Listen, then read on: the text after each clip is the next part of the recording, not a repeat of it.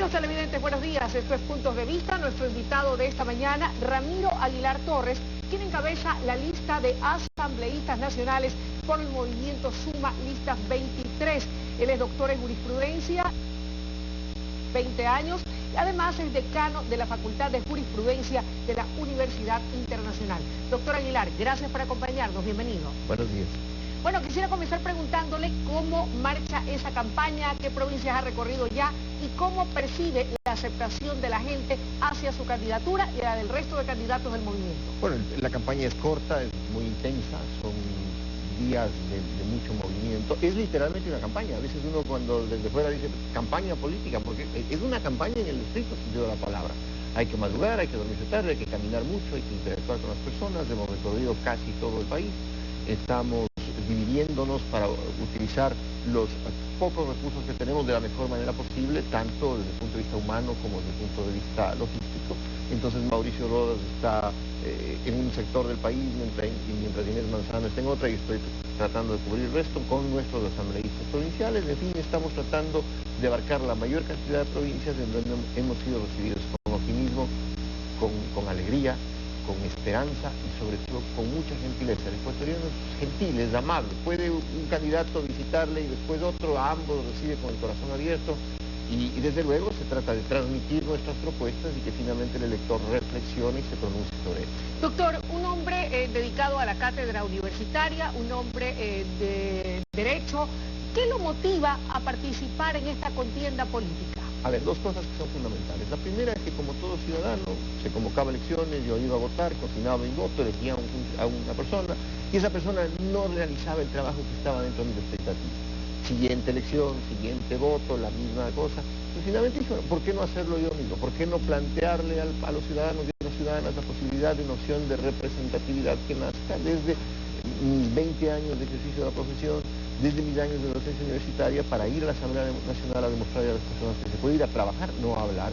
Y segundo, desde luego, estamos en un momento de la vida republicana del país donde la democracia está en juego, porque tenemos un régimen que tiende al totalitarismo, una asamblea que ha perdido absolutamente la independencia, una función judicial que ha perdido la independencia. Entonces creo que es un momento crucial, es ahora o nunca, es intervenir duramente en la campaña electoral para tratar de ganar la elección y recuperar para el país un espacio democrático y republicano. Cuando hablamos de la asamblea que concibe el doctor Aguilar, ¿a qué tipo de asamblea nos referimos? ¿Qué le corregiría? ¿Qué cambiaría? ¿Qué haría la diferencia en la asamblea de la que usted quiere ser parte? A ver, primero, independencia.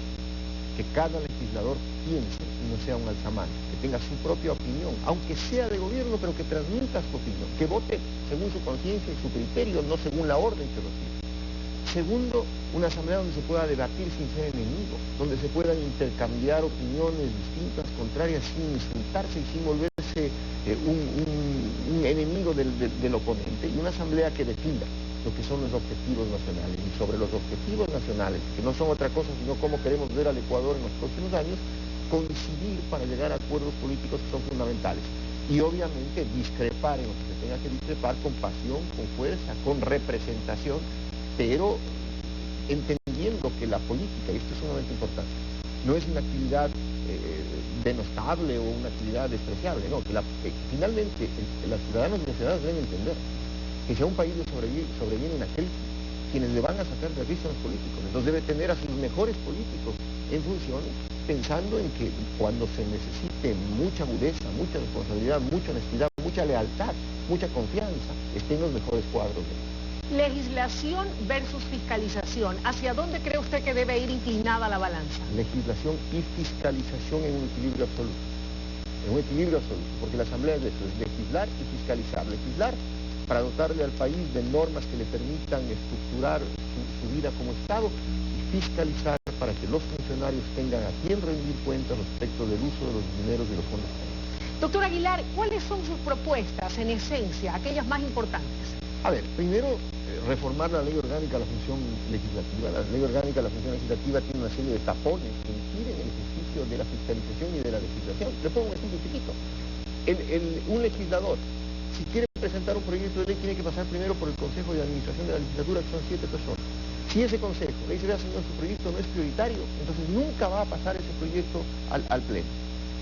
en el segundo debate de las leyes, el legislador, el que es designado por la comisión para que presente el proyecto ante la Asamblea, si quiere, la ley dice, puede recoger las opiniones del resto de legisladores. O sea, 100 personas no pueden aportar en el debate legislativo lo que una persona, si quiere, si le da la gana, puede decidir incorporar al debate. Dentro de ese contexto, ¿qué implica entonces? ¿Qué cambio habría que hacer allí? Regresarle al pleno de la Asamblea, es decir, a la totalidad de los legisladores, la capacidad de tratar proyectos de ley y de establecer qué tipo de investigaciones se llevan a cabo a nivel de juicio político en el pleno y desde luego obligatoriamente, de acuerdo a una votación de la moción, establecer que lo que se vote mayoritariamente en la Asamblea, en tratándose de proyectos de ley, se incorpore definitivamente al proyecto. Código Integral Penal.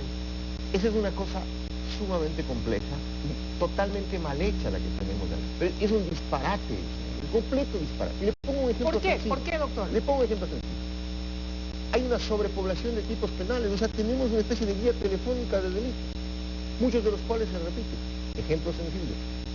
El homicidio por precio ha sido tipificado como asesinato desde el principio de los tiempos. Ahora se incorpora esa figura como sicariato diciendo que es nuevo. El plagio, aunque dure 1 hora o dure 10 años, es plagio y ha sido tipificado como delito desde el principio de los tiempos. Hoy se quiere poner un plagio expreso. Bueno, ustedes me dirán, ¿dónde está el problema? El problema está en el momento en que usted repite los tipos penales, establece unas rendijas por donde un juez pícaro, un juez corrupto puede encontrar la salida para sacar una persona que ha cometido un delito. ¿Qué modificaciones habría que hacer entonces para que ese proyecto esté acorde a las necesidades del país, de nuestra sociedad, que hoy está sumida desgraciadamente en manos de la delincuencia? Primero hay que entender que los violadores, los criminales, los asaltantes no leen el Código Penal. O sea, la seguridad no es consecuencia necesaria de la expedición de la norma penal. Es un conjunto de cosas, entre ellos fundamentalmente el fortalecimiento de la policía, lo que le va a dar al ciudadano seguridad. Pero ya desde el punto de vista conceptual, no sé si sea correcto, yo creo que no, juntar los 3 códigos, el Código penal, es decir, los delitos, el Código de Procedimiento, es decir, cómo se enjuician esos delitos, y el Código de Ejecución de Penas, es decir, dónde se cumple la pena y cómo se cumple la pena en un solo cuerpo normativo que además se debata a 6 meses. Todo el sistema penal del Ecuador tiene que debatirse por lo menos unos 2 o 3 años. Ahora la gente me dirá, bueno, es mucho tiempo. No, señor, no es mucho tiempo cuando de eso depende que la estructura normativa del Estado sea sólida, porque no podemos andar cambiando las leyes a cada rato. Claro. Este gobierno ha hecho 10, 15, 20 reformas penales, eso es un absurdo. Finalmente lo que la gente necesita es estabilidad en la norma, estabilidad en la ley, para que uno sepa qué cosas están prohibidas y qué cosas no están prohibidas. Para poder dar viabilidad a esos cambios, a esas modificaciones, a leyes bien estructuradas, ¿cuán importante es poder tener mayoría en la Asamblea? Le pregunto esto porque Suma es un movimiento nuevo, ¿verdad? Con gente muy experimentada, como en su caso, conocedoras de estos temas, pero también habrá gente nueva, sangre nueva que también requiere, y la gente a veces dice, oye, estoy cansado de lo mismo, quiero ver a alguien que me dé una propuesta diferente, pero ¿cuán importante es tener una mayoría o se puede hacer lo mismo en minoría?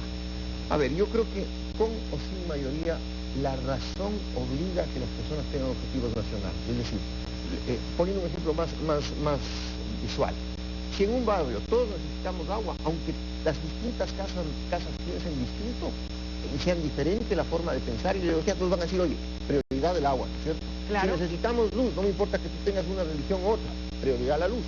En el tema normativo es igual. Usted y yo podemos pensar distinto, pero hay ciertas leyes que son importantes para el país en donde se debe entender que ese es un objetivo de todos, no de un partido o movimiento político. Desde ese punto de vista, fijando esos objetivos, mayoría o minoría, no importaría mucho si todos tienen buena fe, conocimiento y honestidad con sus electores. El tiempo de la entrevista ha concluido, se nos ha ido rapidísimo, esperamos contar con usted en una próxima oportunidad, éxito en esa campaña. Le agradezco mucho. Amigos televidentes, hemos escuchado al doctor Ramiro Aguilar Torres, quien encabeza la lista de asambleístas nacionales por el movimiento Suma, lista 23, escuchando la parte medular y esencial de sus propuestas. Es momento de ir a una pausa, enseguida regresamos con más desde la noticia. No se vayan, sigan en nuestra sintonía.